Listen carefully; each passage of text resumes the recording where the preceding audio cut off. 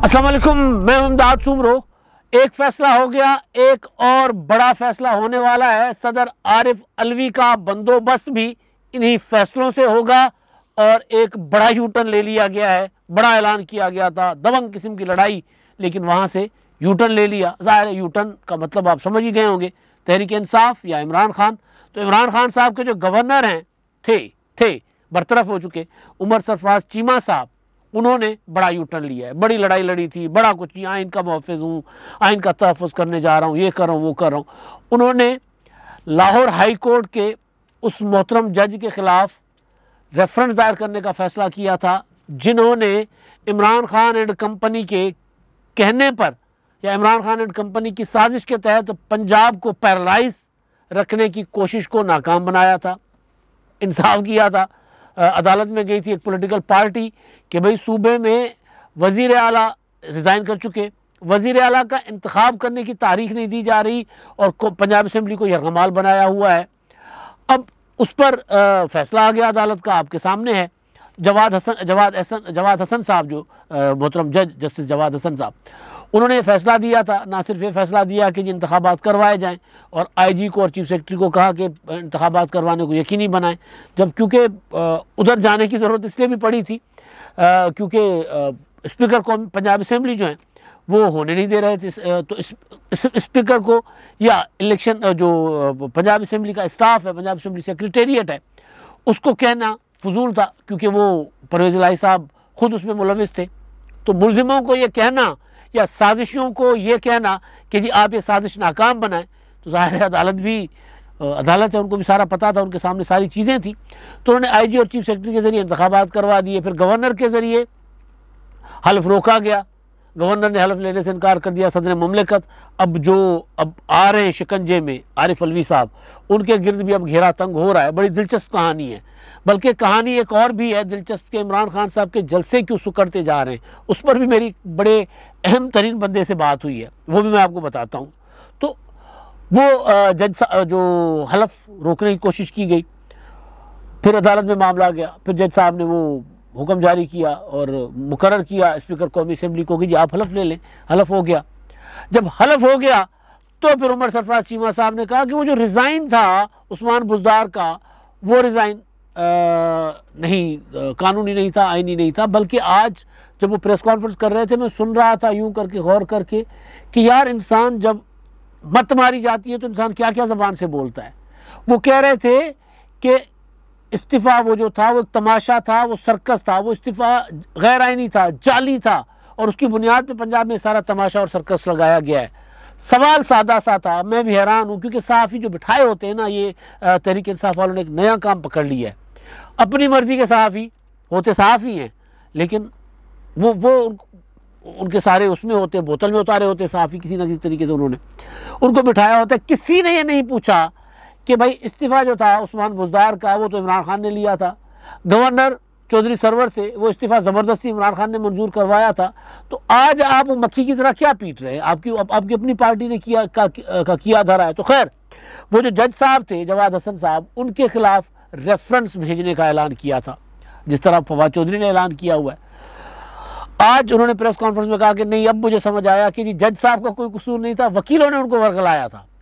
मतलब बंदा क्या सोचे, बंदा ऐसी सोच पर बंदा क्या कहे। वकीलों ने वर्गलाया था, लिहाजा उन्होंने कहा जी मैंने सोच विचार के बाद फैसला किया कि मैं रेफरेंस ना भेजने का फैसला करूं। भेज देते हैं भाई, भेज देते रेफरेंस, लग पता जाता, मामला खुलते, वहाँ पे फिर सारी चीज़ें उड़ती ना, फिर वो पुर्जे उड़ने थे ना, फिर तमाशा तो दुनिया ने देखना था।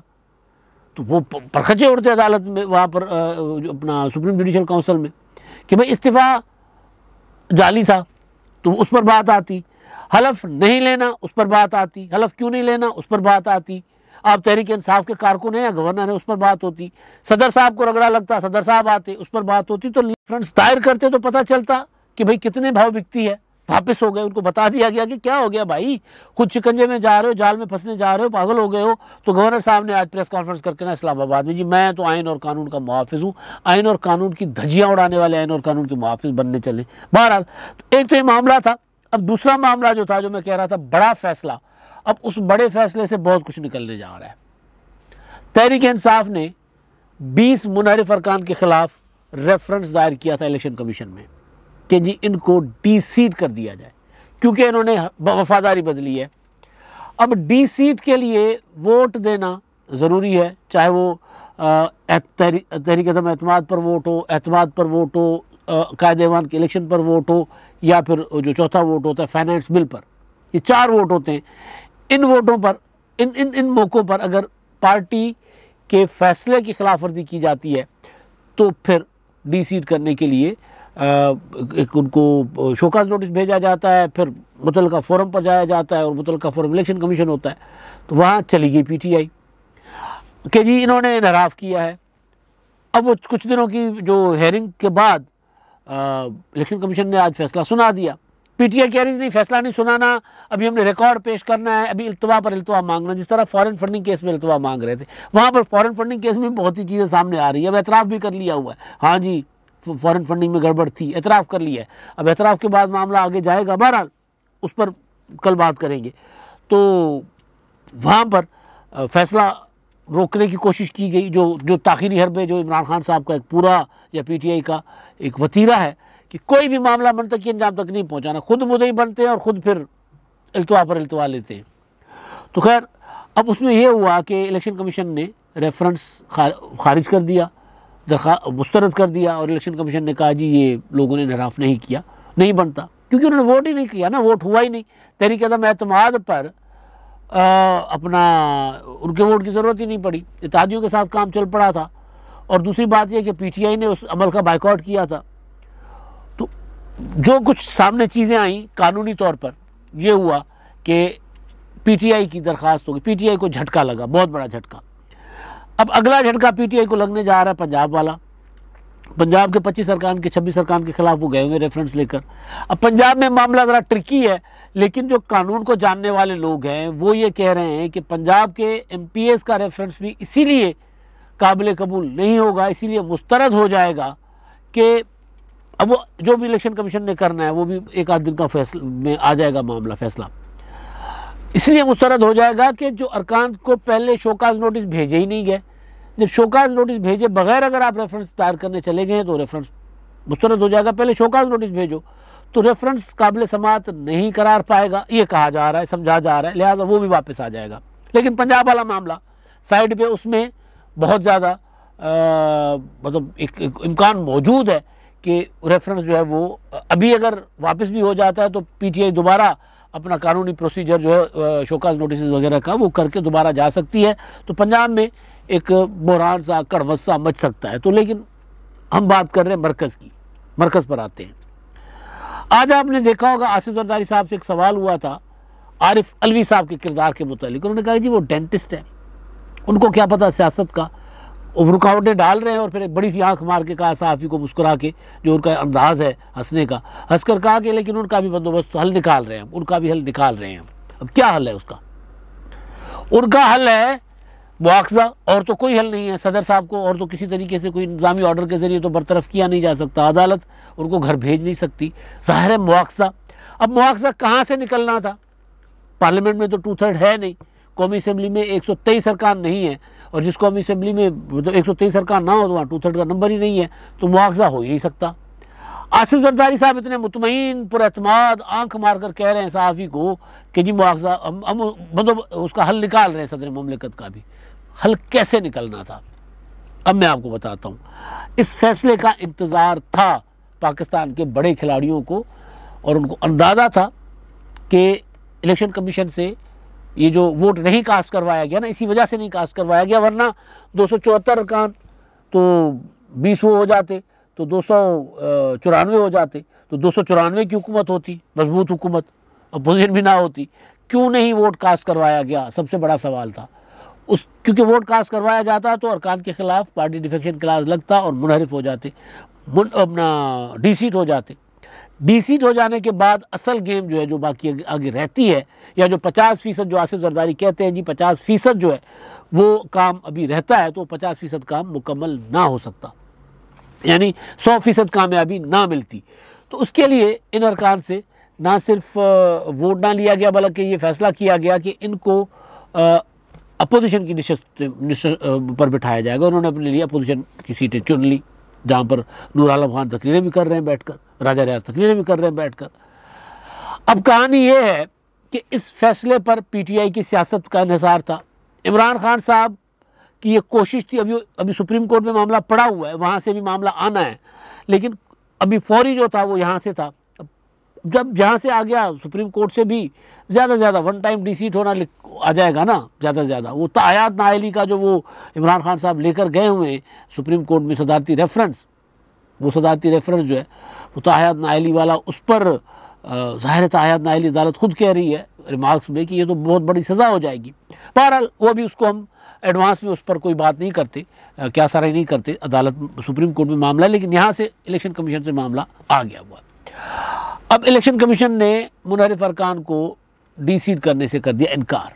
अब होने क्या जा रहा है, होने ये जा रहा है, अब ये मैं खबर दे रहा हूँ, होने ये जा रहा है कि तहरीक इंसाफ के जो 123 अरकान हैं उनमें से उनकी एक बड़ी अक्सरियत जो है वो इस्तीफ़े देने पर राज़ी नहीं थी। वो नहीं 95% तो राज़ी नहीं थी, लेकिन इस्तीफ़े जमा ले लिए गए, ज़बरदस्ती जमा करवा दिए गए, और उनका ख्याल था कि जी डिप्टी स्पीकर जो है वो कासिम सूरी वो इलेक्शन कमीशन को लिख देंगे और काम हो जाएगा। लेकिन राजा परवेज़ अशरफ साहब ने आते ही वो इस्तीफ़े रुकवा दिए। जब वो इस्तीफ़े रुकवा दिए और उन्होंने लिखा तमाम अरकान को कि जी आकर अपनी तस्दीक करें अपने अपने इस्तीफ़े की, तो तहरीक इंसाफ ने बजाय इस्तीफ़ों की तस्दीक करने के अरकान को भेजा, जाएँ जाकर खड़े हो जाए, कहते हैं जी मेरा इस्तीफ़ा है, इस्तीफ़ा मंजूर हो जाता है। उन्होंने ये किया कि जी इलेक्शन अपना स्पीकर साहब को कहा, चिट्ठी लिख दी कि जी ये हमारे इज्तिमाई इस्तीफ़े हैं और ये मंजूर कर लें, हम पेश नहीं होंगे। बिल्कुल वही जो 2014 में किया था, स्पीकर बुलाते थे ये जाते नहीं थे, स्पीकर बुलाते थे ये जाते नहीं थे। तो अब पीटीआई जो है उनका ये ख्याल था कि अगर ये मुनहरिफ अरकान डीसीट हो जाते हैं तो बाकी अरकान जो है फिर डीसीट भी होंगे, तो फिर वफादारी बदलने से डरेंगे और तायात नाअहली वाला खौफ इलेक्शन का अपना सुप्रीम कोर्ट वाला उनके ऊपर अलग होगा, तो लिहाजा वो डरे रहेंगे और वफादारी नहीं बदलेंगे। अब एक रिलीफ वहाँ से मिल गया मुनहरिफ अरकान को, दूसरा भी पता चल जाएगा सुप्रीम कोर्ट ने क्या करना है। अब यहाँ से होने ये जा रहा है कि जिन अरकान के साथ राब्ते में थे इत्तेहादी, वो अरकान जो हैं वो तैयार बैठे हैं वापसी के लिए, वो वापस आएंगे। वापस आने के बाद कुछ 56-57 अरकान की ज़रूरत है, उससे कम पे काम नहीं चल रहा इत्तेहादी हुकूमत का सदर के मुआवजे के लिए। वो जासिर जरदारी साहब ने आंख मार के कहा कि जिसका भी हल है हमारे पास, हल निकाल रहे हैं उसका भी, तो वो अरकान और उनके ज़रिए उनको वापस लाने की कोशिश की जाएगी, जहांगीर की जा रही है, जिसमें जो पीपल्स पार्टी, मुस्लिम लीग नून के लोग तो कर ही रहे हैं, लेकिन जहांगीर तरीन साहब की भी इसमें एफर्ट्स शामिल हैं। तो वो अरकान को वापस लाया जाएगा ताकि कौमी असम्बली में एक तगड़ी अपोजिशन नज़र आए। और दूसरा ये कि मुआवजे का टाइम आए तो पूरा हाउस जो है वो इत्तफाक राय से सदर का मुआवजा करे, क्योंकि सदर तो सिस्टम चलने नहीं दे रहे। अब सदर वज़ीर आज़म के एडवाइस पर गवर्नर नहीं अपना लगाने दे रहे, बल्कि वो इमरान खान साहब ने वो कर दिया था ना, अभी जब गवर्नर को डी नोटिफाई कर दिया काबीना डिवीजन ने, तो इमरान खान साहब ने अदालत को कहा कि जी सुओ मोटो नोटिस ले सुप्रीम कोर्ट। अदालत अगर सुओ मोटो नोटिस लेती है तो भाई आपका सदर और आपका गवर्नर बराह रास्त रगड़े में आते हैं। अगर वो रगड़े में आ गए तो मतलब पता होता नहीं है चीज़ों का कि जी करना क्या है। मतलब अगर अदालत को आप ये कह रहे हो कि हमारे गवर्नर को गैर कानूनी तौर पर हटाया गया, गैर आइनी तौर पर हटाया गया, अदालत सुओ मोटो ले, तो हुकूमत के पास वो चिट्ठियाँ पड़ी हैं जिन्होंने सदर को लिखी हैं कि जी इनको हटाएं। वज़ीर आज़म ने जो चिट्ठी लिखी है कि जिनको हटाएं, मैंने अपना और अपना गवर्नर भी भेज दिया, बलीगुर रहमान को गवर्नर बनाए। सदर कह रहा है नहीं जी मैं नहीं लगाऊंगा। तो जब ये मामला अदालत में जाएगा तो अदालत ने क्या करना है, ज़ाहिर जो आइन में लिखा है अदालत ने वही करना है। तो खैर अब हो ये रहा है कि तहरीक इंसाफ में तहरीक अदम एतमाद के बाद एक और बड़ी दरार पड़ने जा रही है इस फैसले के बाद। और पंजाब का फैसला आ जाएगा तो पंजाब में और बड़ी दरार पड़ेगी, और पंजाब का फैसला अगर अरकान डीसीट नहीं होते तो फिर एक और दरार पड़ेगी। तो ये सारा जो मामला है, इमरान खान साहब की सियासत जो मैं गुजारिश कर रहा हूँ सुकड़ती जा रही है, उस पर सुकड़ती जाएगी। अब इलेक्शन कमीशन के इस फैसले के बाद फवाद चौधरी साहब ने कमाल महारत के साथ, यानी एहतराम पूरा है फवाद चौधरी साहब का, उनके साथ एक ताल्लुक भी है, मैं सियासी हवाले से बात कर रहा हूँ कि इतनी ढिठाई का मुजाहरा है यार। फवाद चौधरी साहब सवाल कर रहे थे कि जी इलेक्शन कमीशन में 2 अरकान क्यों नहीं है खैबर पख्तूनख्वा और पंजाब के। ओ भाई 2 अरकान तो आपने नहीं बनने दिए, आपने कहा जी शहबाज शरीफ चोर है, हमने उनके साथ मुशावरत करनी है, ये अपोजिशन वाले चोर है, हमने इनसे मुशावरत करनी है, हम तो दूध के धुले, हम तो सादिक और अमीन, हमारे पास तो सर्टिफिकेट है।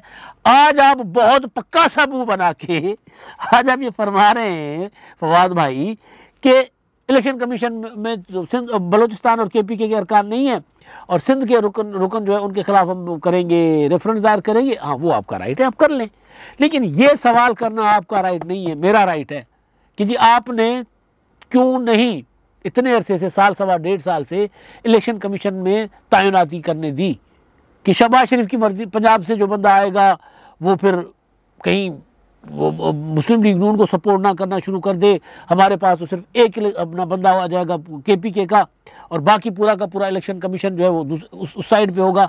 इस चक्कर में आपने इलेक्शन कमीशन को आधा रखा हुआ था, आपने रखा था, किसी और ने नहीं रखा था।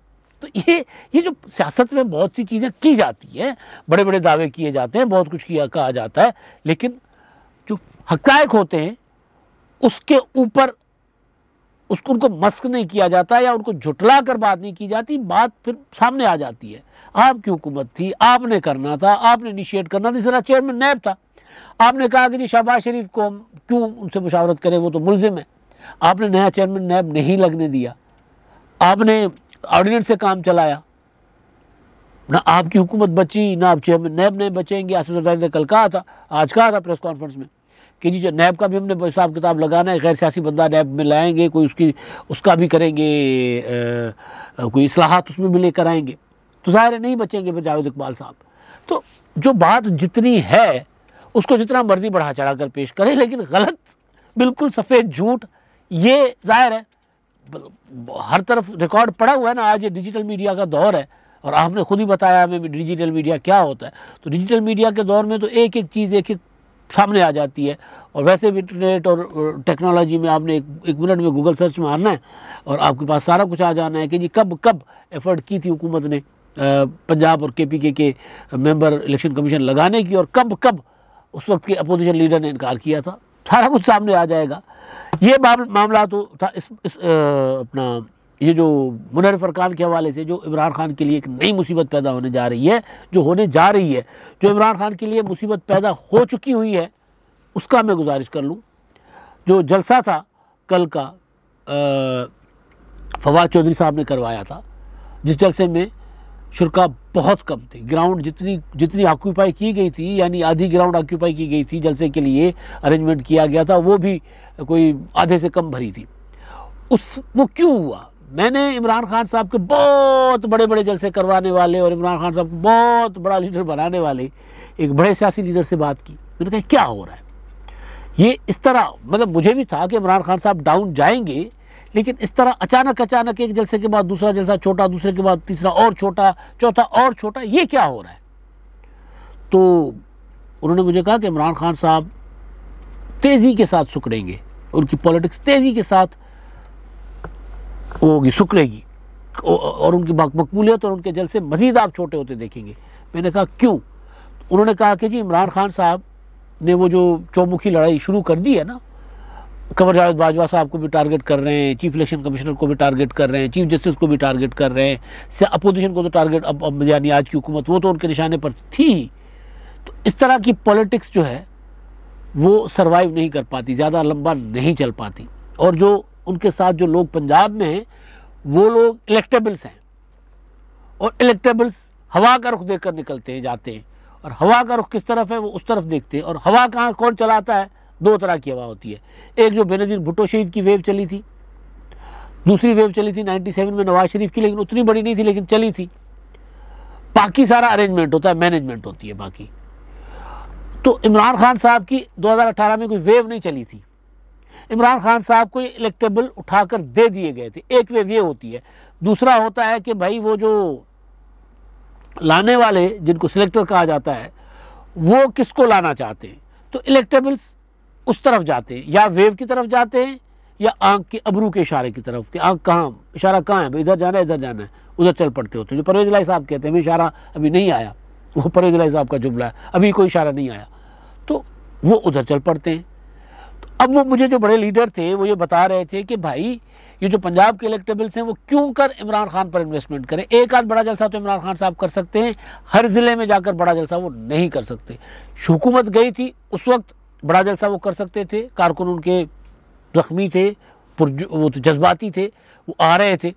अब इमरान खान साहब जैसे जैसे जलसों में आगे जाएंगे, 20 मई की डेडलाइन है ना इमरान खान साहब की, उसमें भी 2-4 दिन है, तो तब तक भी इमरान खान साहब को पता लग जाएगा कि वो कितने एक बड़े जलसे या कितने एक मज़ीद पॉपुलर है। ये इमरान खान साहब को बड़ा लीडर बनाने वाले एक बड़े लीडर ने मुझे बताया कि ये हो रहा है और इलेक्टेबल्स उनके साथ राब्ते में हैं। वो ये कह रहे हैं कि जो इलेक्टेबल्स जो है वो तंग आए हुए कि ये जलसे जुलसे हमने कोई नहीं करवाने। फवाद चौधरी ज़ाहिर है उन्होंने इमरान खान का जलसा करवाया, जिन्होंने करवाया तो उन पर तो शक नहीं किया जा सकता, लेकिन नीचे छोटे छोटे भी तो बैठे होते हैं ना बहुत ज़्यादा। वो जो एक MNA होता है, उस MNA का पूरा एक नेटवर्क होता है, और वो नेटवर्क MNA के साथ एक उसका पर्सनल नेटवर्क होता है, दूसरा पॉलिटिकल होता है। जो पॉलिटिकल नेटवर्क होता है वो ये देखता है कि जी अब जाना किस तरफ है। वो जो गली मोहल्ले की सियासत करने वाले लोग होते हैं वो भी ताउन नहीं करते, वो भी साथ नहीं देते। तो वो अब ये मेरा तज्जिया नहीं है, मैं नाम इस चीज़ का मैं पाबंद हूँ कि जी मैं नाम नहीं लेता, क्योंकि बात जब अगले से कोई बंदा करता है तो वो कहते हैं कि जी हमें कोट नहीं करना, हमारा नाम नहीं लेना, इसलिए नाम नहीं ले रहा। ये मेरा तज्जिया नहीं है, ये वो कह रहे हैं जिन्होंने बड़े जलसे करवाए हुए हैं कि अब आपको नज़र आएगा कि इमरान खान साहब सुकड़ते जाएंगे। अब सुकड़ रहे हैं कौमी असम्बली के अरकान जो 123 हैं। अब देखते हैं कि 123 में से कितने जाकर वापस इस्तीफे लेते हैं, क्योंकि तस्दीक के लिए तो PTI की पॉलिसी है कि नहीं जाएंगे। अब जो जाएंगे वो वापस जाकर कहेंगे कि हमारा इस्तीफ़ा नहीं, हमें वापस कर दो। तो फिर आरिफ अलवी साहब जो है वो घेराव में आएंगे, वो मुसीबत में आएंगे। और इस इत्तेहादी हुकूमत के जो कुछ काम इन्होंने करने हैं 2/3 मेजॉरिटी के साथ, उसमें एक आरिफ अलवी साहब का मुआवजा और दूसरा है आइनी तरामीम। तो उसके लिए भी उनको 2/3 चाहिए। तो उसके लिए वो ये कोशिश कर रहे हैं और इसी फैसले का इंतज़ार था कि फैसला आ जाए तो उसके बाद फिर तगड़ा हाथ डालें, ताकि अरकान खौफ से बालातर होकर बेखौफ होकर वो इमरान खान का साथ छोड़े। तो अब नज़र आएगा आइंदा कुछ दिनों में इस तरह मामला इस तरफ जाता है। अब तक के लिए इतना ही। अल्लाह हाफ़िज़।